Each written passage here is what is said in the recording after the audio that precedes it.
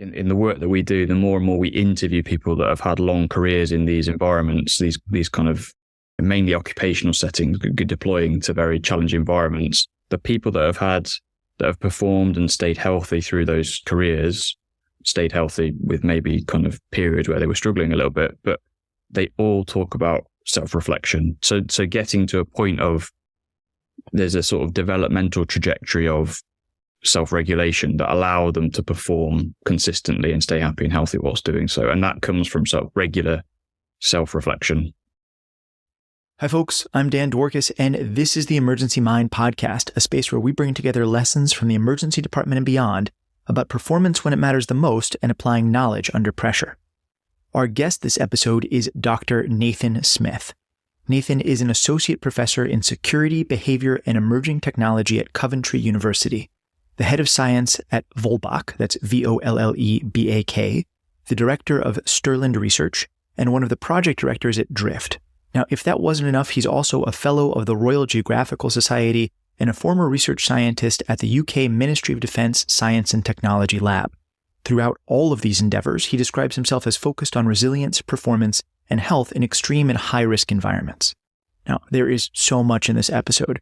We talk about performance optimization in extreme environments like exploring underwater caves or outer space, the ARC model of autonomy, relatedness, and competence, decision-making and training in traditional versus unexplored environments, and we even get into the Drift project he's working on, which is honestly exceptionally cool. Before we jump in, there is so much going on at the Emergency Mind project right now, and we would love to have you on board. In addition to this podcast, you can join in for our newsletter where we'll drill deeper into key concepts, hot wash cases, and generally explore all facets of elite performance at the individual and team levels. You can find that at emergencymind.com/signup. You can also read our book, The Emergency Mind, Wiring Your Brain for Performance Under Pressure, which you can find at emergencymind.com/book. Finally, and perhaps most importantly, if you have ideas of what you want to hear, or if you want to bring the Emergency Mind project to your group or organization to do some deeper training, you can reach out to us directly at info@emergencymind.com. We would love to hear from you. One technical note before we jump into this episode: about 10 minutes in, there's a weird hiccup since we lost power during the recording and had to reboot everything. All that said, let's jump into this awesome episode. I hope you enjoy. All right, Nathan, thank you so much for coming on the podcast, man. It is great to finally connect after trading messages for what seems like a billion years. I am psyched to have you on and have folks learn about this awesome stuff that you're up to. Thanks, Dan. Yeah, it was a challenge to get this arranged, wasn't it? So it's good to be with you. Absolutely. For folks that don't know you, can you give us just a brief sort of upper level overview of who you are and what you're up to? Sure. So I guess the probably the most straightforward answer to that is I'm an academic. I have an associate professor position at a university in the UK, a place called Coventry University. And my somewhat kind of flamboyant title is associate professor of security, behaviour and emerging technology, which I don't really know what that means. My work, the sort of reality of my work is that I study resilience and performance in people that operate in extreme, high risk, remote and isolated environments. That's my kind of bag, really. And where the emerging technology bit intersects with that is we use technology to try and undertake research, but also help those people operate and perform effectively in those settings. Aside from my academic stuff, I have a couple of other kind of roles that I do. So I run my own company. We do kind of consultancy work for different organizations that send people to those places. And I'm head of science for a startup in London called Vollebak, who produce more primarily clothing for people going off to extreme places, but also are moving into different spaces, architecture and technology. Oh, really cool. Quite the different array of activities all arranged around that. They all end up intersecting on this idea of humans in extremes and how we can enable them to operate. That's the sort of common thread. Now, are you in this because that's you? Are you a human in extreme environments often? Is this a space that you love being in, or? Well, I have 2 children under the age of 3, so that's a pretty extreme life circumstance, lack of sleep. I would never classify myself the same as the people that we do research on, but I've done some small, very, very minor kind of expeditions in Norway. I went to Antarctica a few years ago, trekked across part of Iceland, and done a few things to kind of, I guess, live the experience that some of these people go through as part of what they do on a day-to-day basis. So I've tried to get a bit of that experience myself so that when I'm talking about this stuff, I have at least a tiny insight into that world. But yeah, I wouldn't position myself as anywhere near an expert in that stuff. At least one frostbitten toe, I think, is this.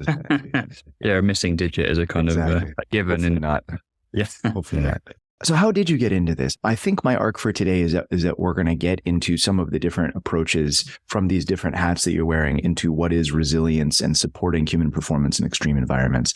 But how did you get there? What was it that got you locked into this problem set from all these different angles? If we rewind to my kind of studies, I guess, initially I did a sort of degree in sports science, so a kind of classic undergraduate degree, and gradually got more and more interested in the psychology of that aspect in, particularly in sports settings, and then did a PhD in sport and performance psychology. So very kind of traditional sports in the UK, ball and tennis and golf, and looking at how people perform in those settings. During that process, I spent a long time at the same university doing this research, reading papers and getting kind of deep down into the weeds in some of that stuff. And I very clearly remember actually one day thinking, I'm getting a bit bored of this stuff, and spent the next hour or so just going and searching for other things. I mean, my topic was motivation. So that was what I was really interested in. Like, how do people motivate themselves and stay motivated to perform?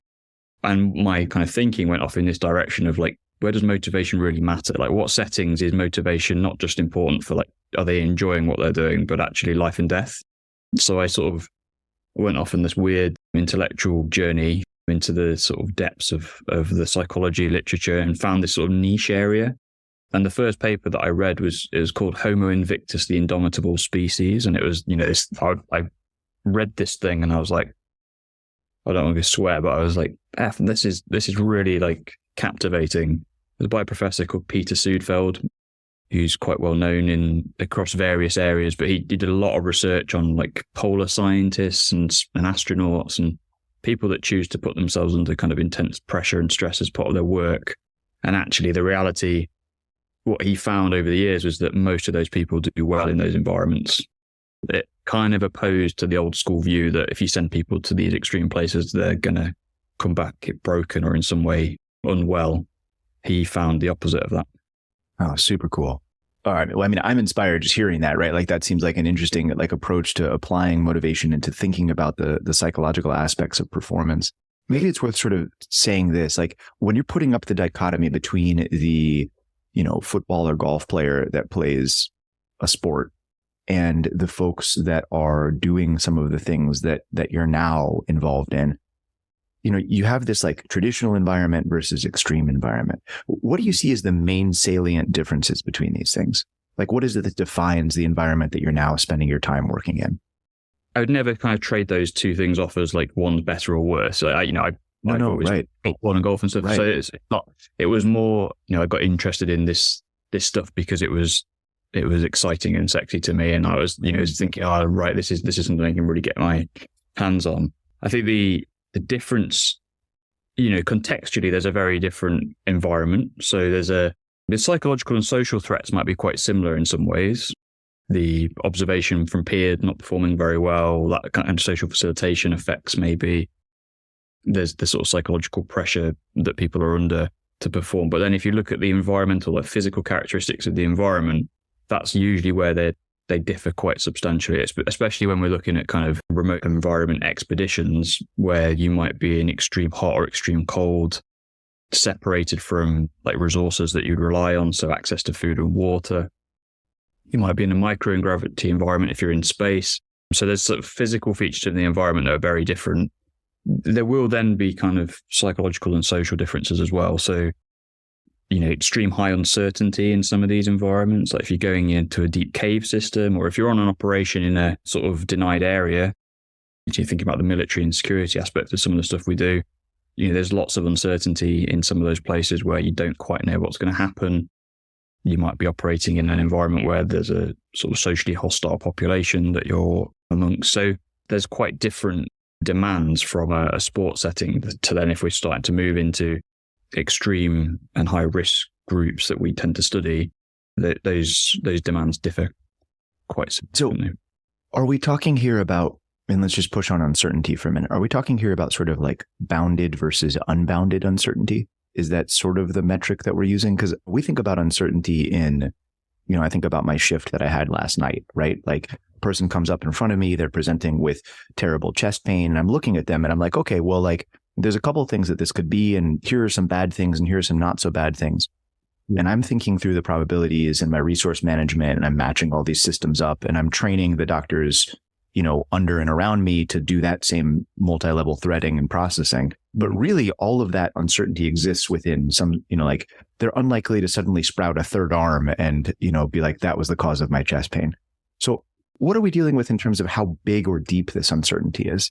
Yes, the bounded uncertainty thing. So, we talk a lot about, and this won't be new to you, Dan. So the idea of like scenario planning, what if planning in our world, I think there's a lot of the kind of debriefing, after action review type stuff taking place. All of that stuff is aimed at reducing uncertainty in some shape or form. If we can learn from this stuff, we can build it into standard operating procedures and things that allow us to, I guess, control some of those potentially uncertain situations. So you might have a patient comes in, you might have a checklist that you go through, and it allows you to have some kind of consistent process that controls some of that uncertainty that might exist. I think when we start talking about layers of risk in extreme and high risk environments, and we're starting to push right close to those edges where we're moving into space where it's not bounded uncertainty, we're talking about off nominal events, things that are a complete kind of side shot, things that are happening outside of what we'd normally do. That's where the pressure, we start to move into a psychological state that maybe shifts us to potentially underperforming or struggling to cope with that stuff that's very different and new. What happens there? I don't know if that's a question that is big enough to contain the answer to this, but like, what is it that happens to most folks, or on average or something, when you run into these events that are just truly different than what you've prepared for?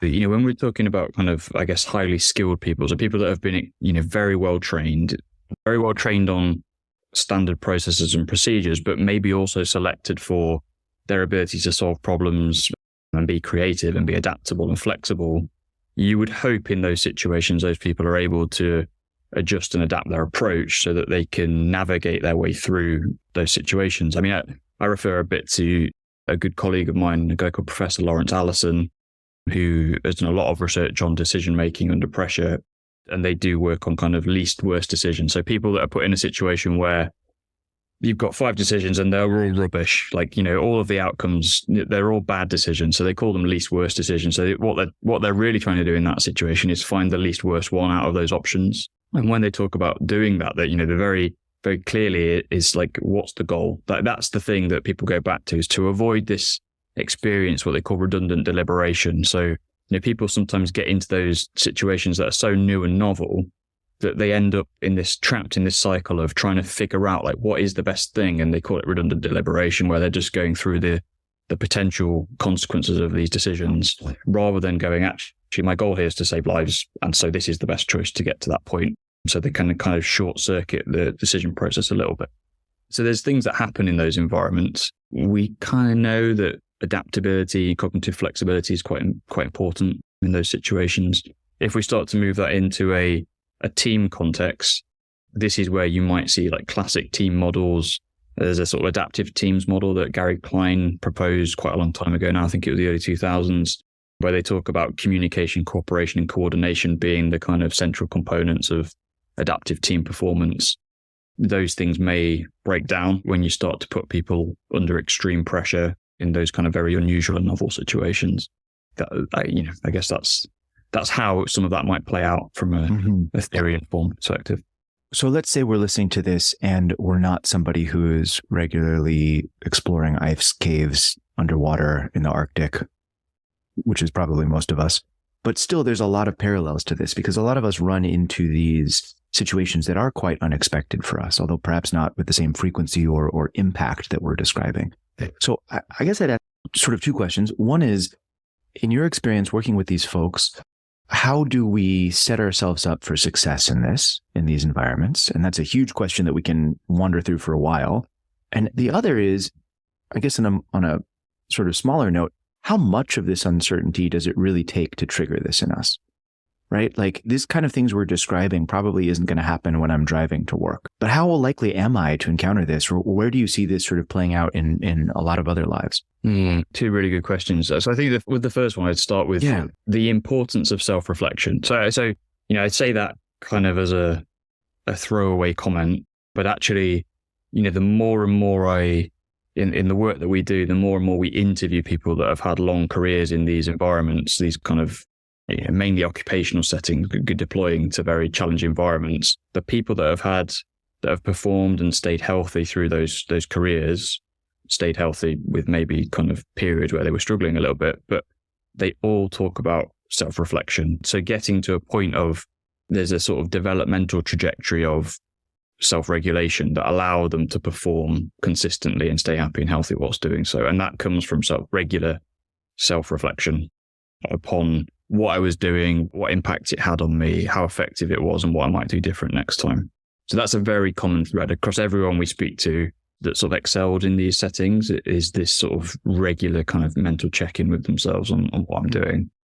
Do you see a pattern in that? Is there some sort of a structure that people tend to use, or is it just like all of them have some baseline level of, I have periodic reviews of myself or sort of self-talk?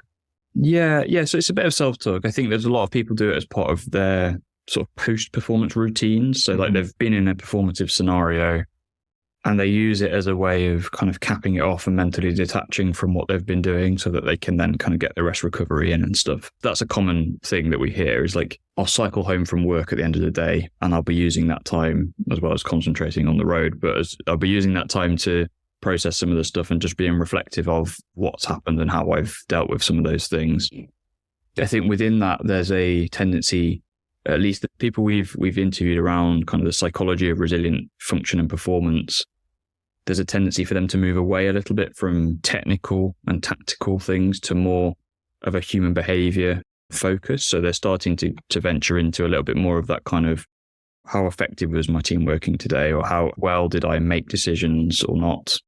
To what extent was I able to manage my thoughts and feelings to allow me to do the things I wanted to do? So they're sort of shifting a little bit from, did I press these keys right, or did I press the buttons right on this phone, or did I write these things correctly on a sheet, to what was I doing that enabled me to perform those kind of core technical skills that I needed to do. So that's one, I guess, observation that we've found. I think the other thing, it keeps coming up, and now we are doing, we've got 3 or 4 data sets that we're writing up at the moment on people that are operating in extremis, so out in the field, where we're looking at core psychological experiences. And there are 3 things that keep coming up. So agency, like, do you feel in control?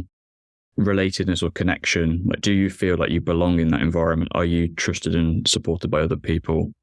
And competence, like, do you perceive yourself to be effective? Are you confident that you can do the things that you are being asked to do? And those 3 psychological mechanisms, we've been calling them ARC, autonomy, relatedness, and competence, in some of the applied work that myself and colleagues do. Those 3 things seem to be kind of psychological primitives of optimal performance and health responses in these environments. So you have these psychological primitives. What do you do with those? Do you measure them, you build them, you train them? Are there exercises you can do to sort of make that happen, or how does that look? Yeah. So, in the research we do, we measure them. So we try and understand, like, what's the effect of these things on these other things. So the example of, one study we've been doing with NASA, where we've been using like diaries, so structured diaries, to assess people when they're off on expeditions. So people rowing oceans and climbing mountains and skiing polar ice caps and stuff like that. They do a kind of regular assessment at the start and the end of each day.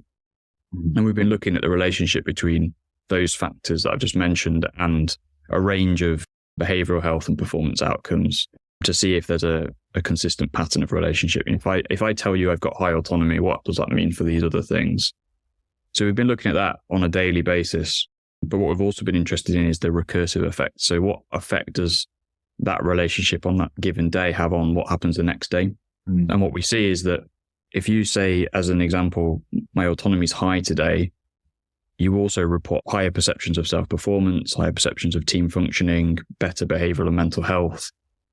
The consequences of those outcomes being better is the next day you also report higher autonomy. So there's a sort of, and then the same thing for relatedness and competence. There's this kind of recursive effect that's, if we can start to build some of that stuff, we can forward influence what's going to happen in the coming days, which is a really nice finding. Yeah. I think the thing when we start looking at these things, so if we took a broader spread of people, so we studied quite a lot of expedition teams in that project, but we have quite a lot of case study data as well, where if we're looking at, I'll just give an example of these guys that spent 90 days out in Greenland in a habitat that they built on an ice cap, and we tracked them every day using an app that we built called the Drift app. And again, it allowed us to monitor some of these psychological factors as well as some other stuff. And if we just left people alone and we were monitoring these things over time, what was really interesting is that they fluctuate quite a lot. Like, you'd think that, Dan, you feel like you have a sense of agency, autonomy. The temptation might be to think, oh, well, that's probably going to be fairly consistent. Like, Dan's probably going to feel like that most days. But actually, the reality in the data that we've seen on lots of expeditions is that stuff goes up and down. And, might be doing stuff for one day and feel really confident. And the next day, for whatever reason, your teammate might have told you not very good, or you might have made an error on something that's really important. Your confidence then dips.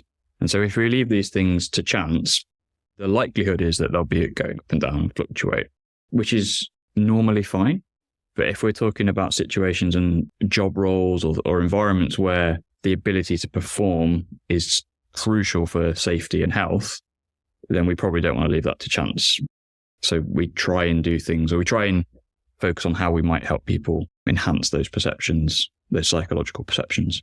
It's funny, you're saying that you might think that there's sort of a sort of constant like flow and capacity in that. And I feel like you're describing the opposite of that. I feel that up and down at that. And I see it in my teams, right? Even in the course of a micro moment, like a shift, right? So you have the shift and you're running the resuscitation teams for that shift.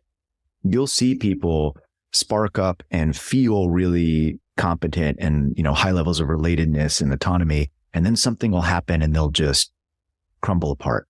And then you have to rebuild them. And so that periodicity is really interesting. Have you seen that sort of fractal pattern to it? Like there's changes that happen naturally over days. Are there also changes that happen naturally over periods of time? And I guess it's even worth saying out loud, like, what a hopeful thing to hear that even people that are so badass that they're out doing these crazy expeditions also feel these things that us mere mortals feel when we're going through our work. Like, I think that's a really hopeful message. I mean, I completely agree. But I look at this data and I think these people, they probably would be classed, we talk about high achievers. They'd probably be classed as high achievers for sure, but they're not infallible. Like from a psychological perspective, people have the same, vulnerabilities or whatever terms we label we might apply to them, but perhaps they may be better equipped, or that for some reason they're better able to go, okay, let's bring that back up. And then what they do to kind of influence that may mark them out as having some skill set that enables them to kind of bring that function back to a level that allows them to thrive. The periodicity question, I think it's hard to answer, kind of very convincingly, because actually getting the data, we've done a lot of work on gathering daily or like multiple assessments in a day. So we're starting to get a kind of granular perspective of some of this stuff. But most of the work that's gone on in the past has been weekly or monthly tempo. If you compare those sort of responses, if we took competence, if you looked at ratings of competence with a weekly interval, you're probably going to find quite a lot of stability in those scores.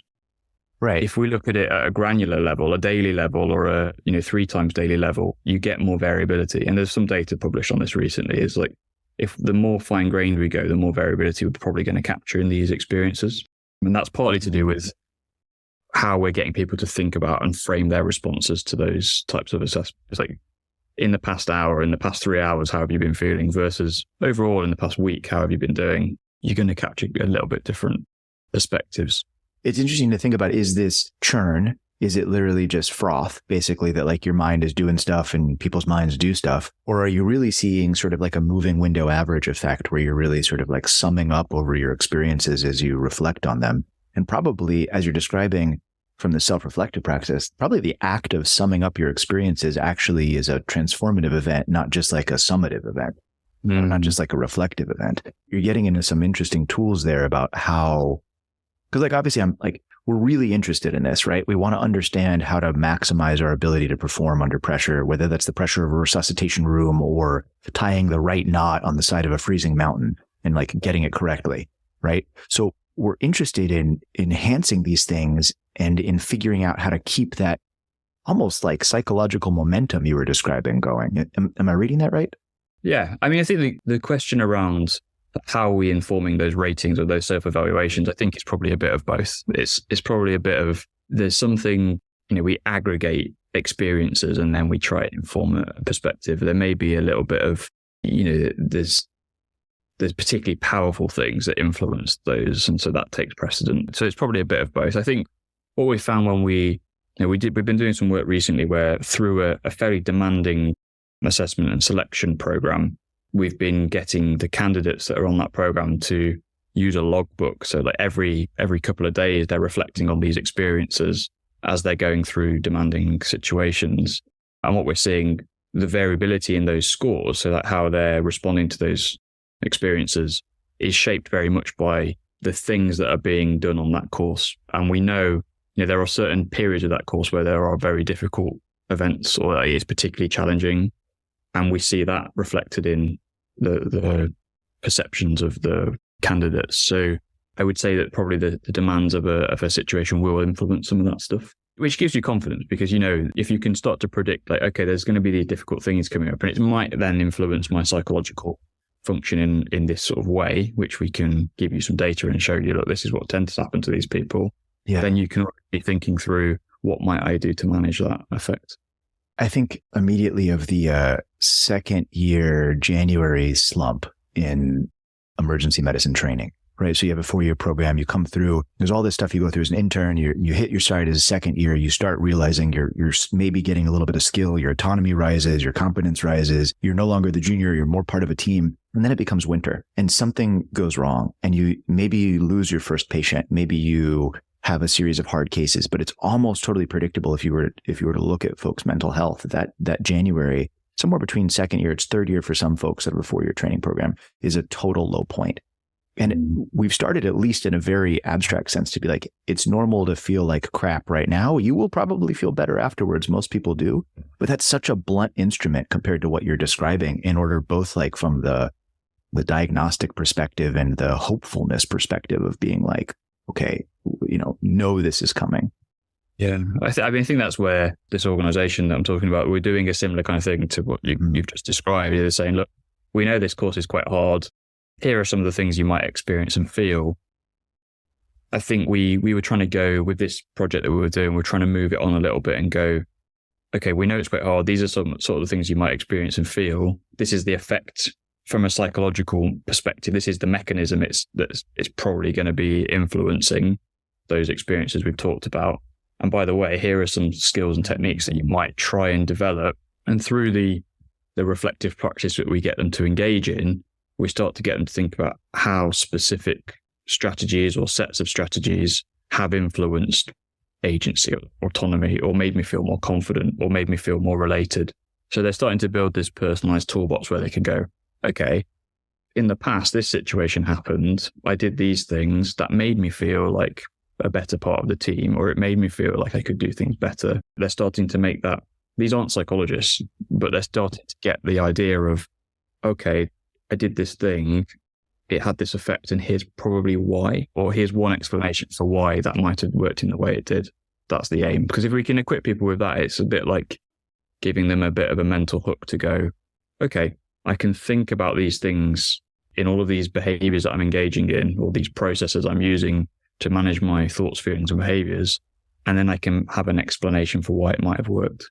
I love it. Maybe let's keep pressing on that a little bit because, to use Dr. Lingo again, we've done a bunch of diagnosis. We've talked about like, okay, here are your relative sort of strengths on this, and we can monitor those strengths over time. And I'm super excited to talk more about the Drift app also, which I think is how we actually connected originally. But maybe we move just for a second into therapeutics and prescriptions and stuff like that. And I don't mean chemical therapeutics. I mean just like these things that you're talking about. So what do you arm people with, right? If I'm listening to this and I'm about to go out and run a search and rescue team or my, ambulance partner and I are out there and we have a really hard shift we know is coming up and we're not particularly feeling high on these psychological primitives. What do we do about that? Yeah, so we can look to other domains for this. So we can, the first port of call for some of the stuff we do, we look to sport and we go, what are the performance optimization skills or the mental strategies that high performing athletes use?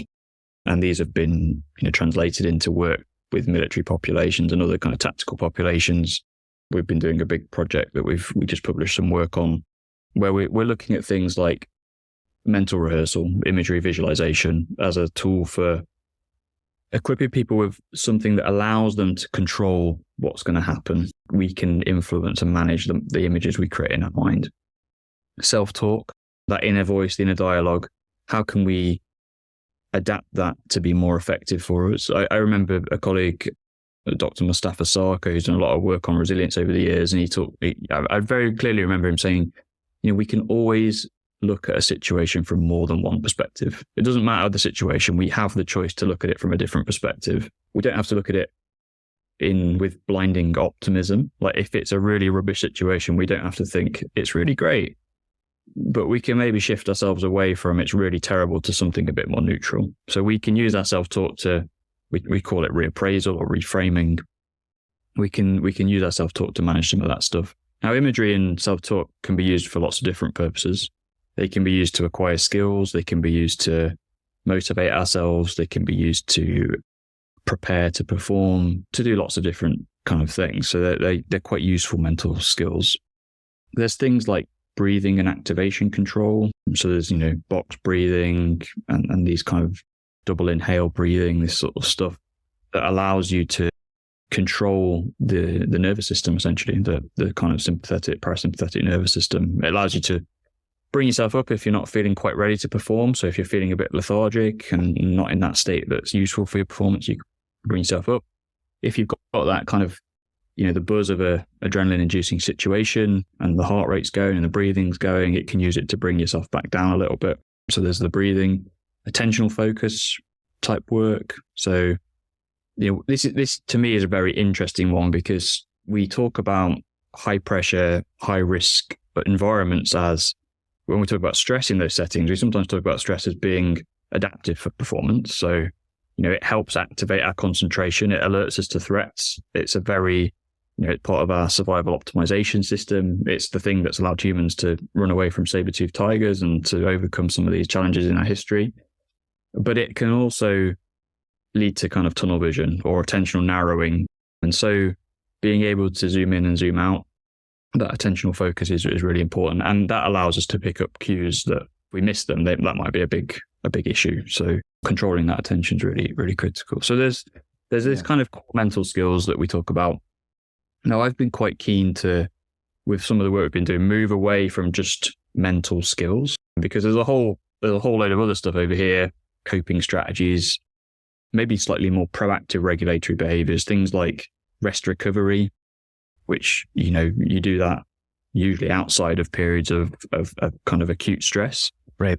Prioritizing that's important. And things also like job crafting. So looking at how you can be proactive about creating the conditions that when you are in a performance situation, you've crafted your work in a way that enables you to function effectively in that moment that you're going to be going into. So there's a whole host of these kind of regulatory strategies. So we call them regulatory behaviors as a broad kind of catch-all.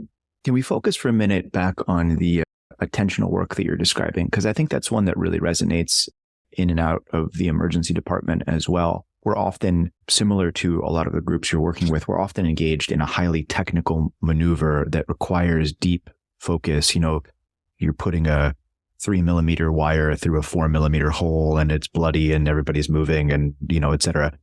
But then you also need that ability to shift back out and decide, is this still the right thing for me to be doing? Why is that patient over there on fire? Like, who's screaming? What's happening? And I think that shifting of attention, we often use the words coning in and coning out our zone of attention to figure that out, is a critical thing that I see folks develop as they're starting to hit sort of later in their training. But I'm not sure I really know how to teach it. And I'm not sure I really know how to practice it in the way that I'd want to. What do you see on that? There's loads of kind of programs like attentional focused training programs, which are probably a little bit in the context we're talking about, probably wouldn't really hit it with the people that we're working with. I think there's some interesting stuff. I remember interviewing an expeditioner a few years ago who had spent a lot of time in the Middle East doing journeys where, he'd faced some quite challenging situations and really kind of quite critical decisions he was having to make. And he talked about using this principle of going to the balcony. And I think it came from an FBI negotiator initially who talked about kind of going to the balcony and the idea of, you can go from being in a very, like you've just described, Dan, like a situation where you have to be 100% concentrated on the thing that you're doing because it's so critical. But having the awareness to go, right, that bit is over now, and I've got some decisions to make next that require me to zoom out a little bit. This is where the going to the balcony thing comes in, because what he was describing there was trying to visualize looking at the situation from above and trying to see all the different parts from a sort of higher level to be able to make a better decision about what's the consequence of this next action that I might be taking.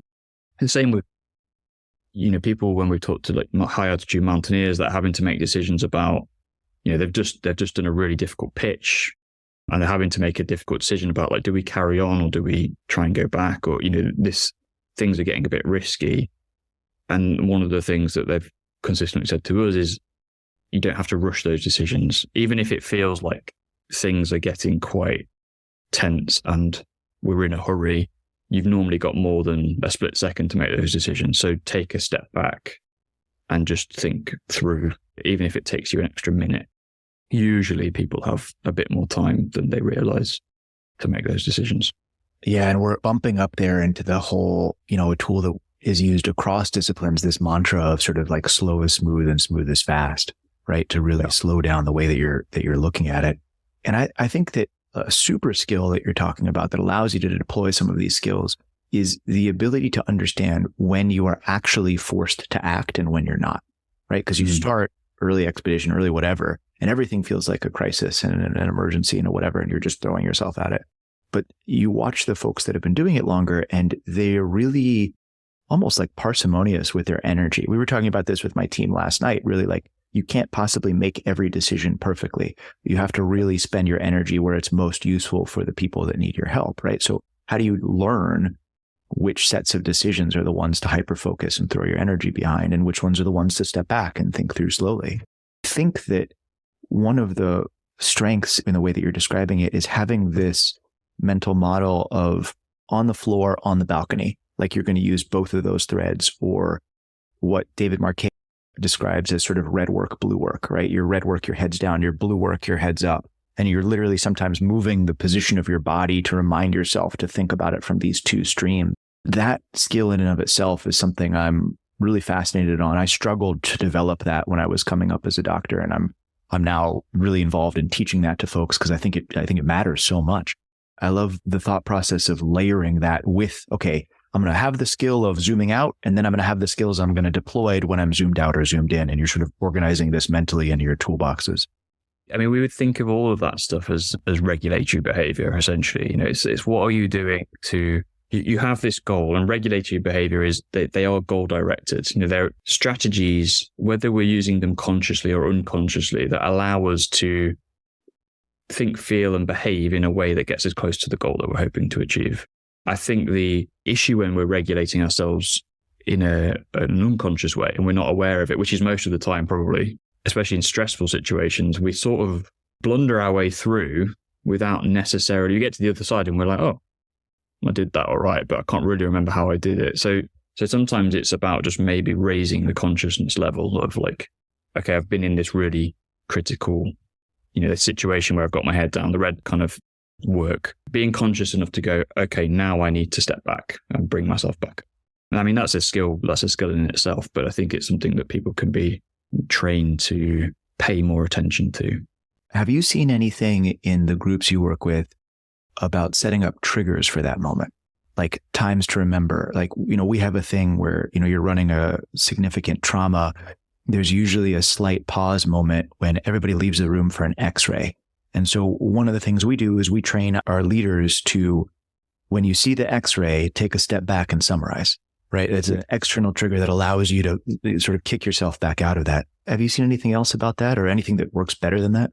I mean, I think taking those opportunities when you can. So I guess the difficulty of going like, do it like this for a lot of these contexts is they're such nuanced settings that, police officer do it the same as an emergency medicine doctor. Like No. Right. But there's themes and sort of, yeah. Yeah. I think it's, are you using that time?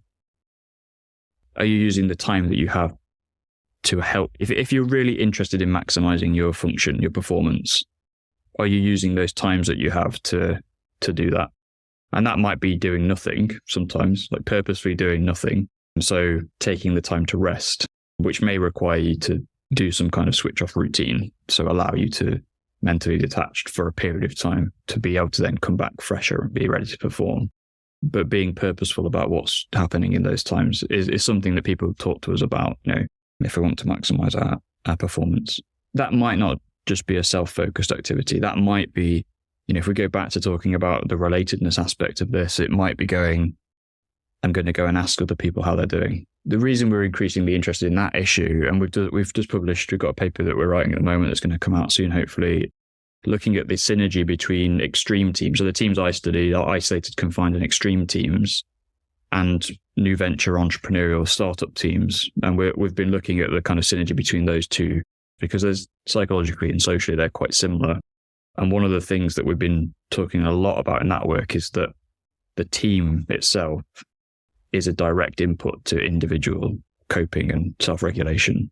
Yeah. So normally we talk about it from the other way around. We say, look, individual team members will regulate themselves and that will allow them to be a better team member. What we're trying to argue is actually that there's a sort of downward link there where the team itself is an input to individuals being able to perform. Yeah, that certainly makes intuitive sense, right? I mean, I think we definitely feel that when we're in these closed group sort of teams like that. How long do you think a team needs to be together to do that? Right? Can swarm teams do that? Or does it have to be only like intact teams? Because it seems very naively more obvious in intact teams. The longer you work with people, the better able you are to pass those emotional waves or whatever you want to call it. Probably not that back and forth to each other. Like Amy Edmondson talks about this a little bit on the stuff when she does teaming, all the teaming work she's been doing. I think when we look at fast forming teams, so this idea of like rapid rapport or swift trust, I think it can happen quite quickly. When some of the work that I do, when we talk about interagency team working, where you've got people from different departments having to come together and work together, if they go into that situation with the mindset of, I don't know this person, but my role here is to maximize myself and the other people in that team. If we're all going into that with that mindset, then we'd be purposeful about taking care and nurturing those relationships, even if it's just for 30 minutes. There's maybe a cultural position on that, like that's bred through messages that are coming at people from different directions. But I think people can be responsible for that themselves, and they can go, I don't know these 5 people that I'm working with, but I want to make myself better and I want to make them better. Love it, man. All right. I have one last question for you before we start wrapping up here, which is that I'm not an expedition person. I'm not a psychologist. And I'm guessing that there's maybe something that I don't even know how to ask you. So what question have I not asked you that I should have that you think people listening to this would benefit from? Just leapfrog my knowledge and straight into the vein for folks for this. The thing that I think is probably a big thing that we've not covered in my, the work that we've been doing is that stress tends to kind of carry its baggage around with it as a negative thing. And so a lot of what we hear now is like people are really stressed and it's the work is very stressful and there's a lot of the sort of mental health and resilience stuff being talked about. And I think that's, chronically, I think that's probably the case. But I think in a performative situation, stress can be leveraged. And actually, when we talk about basic needs principles, so those ARC, autonomy, relatedness, and competence things, the reason they are functional when we're under stress and pressure is that they contribute to what we call challenge stress appraisals rather than threat stress appraisals. So, you could have that adrenaline, the fight, flight, freeze response, and all the associated kind of responses that come with it. But if you have those ARC satisfaction, feelings, like I feel like I'm in control, I'm connected and I'm competent, that stress response is more likely to enable good performance than if those things are very frustrated. This sort of our journey with stress, we can sort of see it from lots of different perspectives, and getting rid of it may not be the best way. So getting rid of stress altogether may not be the best approach. Hence why all the people I study choose to go to these stressful environments. I love it. Nathan, I want to give you a chance at the end of this to issue a challenge to anybody listening to this. What is it that you want them, after hearing all of this, to try to think through or to do differently tomorrow morning? There's two things. So in the morning, when you get into work, the first thing to think about is, do I feel in control? Can I do things how I want to? Do I feel trusted and supported by other people? And do I feel confident and capable at the start of the day? At the end of the day, go back to those things. During today, have I felt in control? Can I do the things I want to do? Do I feel trusted and supported, or have I felt trusted and supported? And was I confident and capable? And just against those very rough temperature checks of kind of a 0 to 10 or a 0 to 100 assessment on those things, think about how it went during the day. Like, what was your performance like? How did you feel about what was going on? Were you happy were you satisfied with what you were doing? And just have a go at that process of reflecting. Love it, man. I think the mark for me of a really successful podcast is when I walk away being like, damn, I have so many things I need to learn more about, and so many things I need to read, and so many ideas to chase down. And I definitely feel like that at the end of this. So thank you so much for coming on the podcast and sharing with us. I know we barely scratched the surface of a lot of your work, and I'm grateful for your time. Thanks, Dan. No, it's a pleasure. And I hope there's something in there that appeals to people and helps. Absolutely. All right, folks, that brings us to the end of this episode. I hope you learned something, and I hope you enjoyed. As always on this podcast, our goal is to dive deep into what it takes to perform under pressure. Nothing that we discuss here should be construed as medical advice, and all of the opinions that we discuss are our own and are not necessarily representative of any organization with which we were affiliated or for whom we work. If you want to go even deeper and get more involved, don't forget to check out our book. It's called The Emergency Mind: Wiring Your Brain for Performance Under Pressure, and you can find it at emergencymind.com/book. All right, good luck out there.